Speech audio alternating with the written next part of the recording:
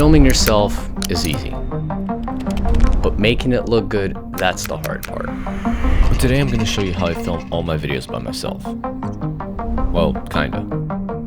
And you'd be surprised, it's actually not about the camera you own or how much gear you have. It's something actually way more simpler. Let's dive in.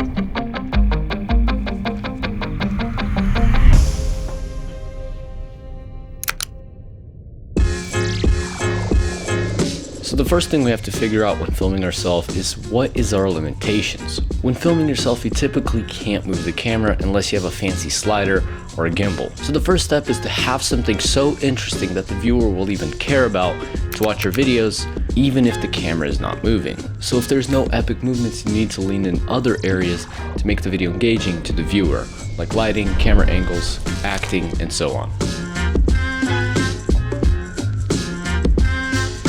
But what if you want to add camera movements? Motorized sliders are very expensive and very uncomfortable to use anyways.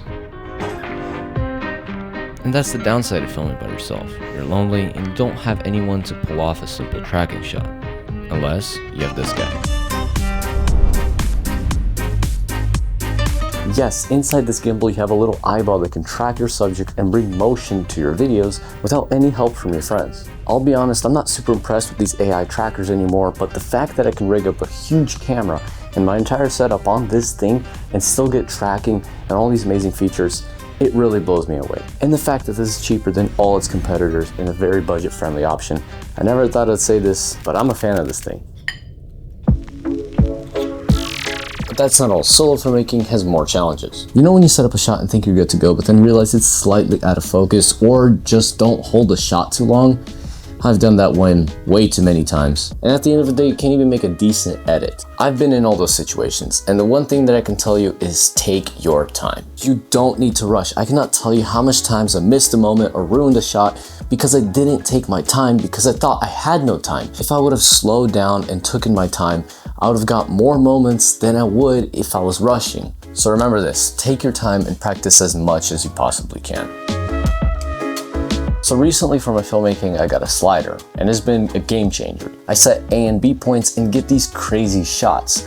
But to be quite honest, not a lot of people could get a slider. And the reality is I would have never thought that I would own a slider. But the Scorp 2 has something up its sleeve. Not only can you track yourself with the AI tracker, but also you can have A and B points which you could set. It honestly might replace some of my slider shots because my slider is huge and kind of clunky to use. Honestly, the coolest part about this gimbal for me is the build quality and the fact that I can put my camera on there and shoot whatever I want. It doesn't feel cheap, it's built out of metal, and I love it.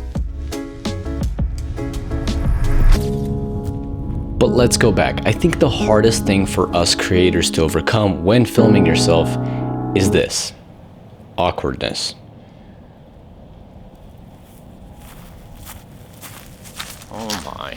Yeah, or talking to a camera for the first time. But that's the issue. You are naturally uncomfortable because it's a camera and you are not being yourself. So in order to come across natural to the audience, one, you have to treat the camera as a person, as you're speaking to a person. And two, is go the 101% of the way. Push yourself more than you would in real life, and then you will come across more natural. Even if it feels over the top to you, to the audience, it will feel more natural. So hopefully this encourages you. Get your phone or your camera and get outside and film your life, because at the end of the day, it's not even how you film, it's the stories you can tell.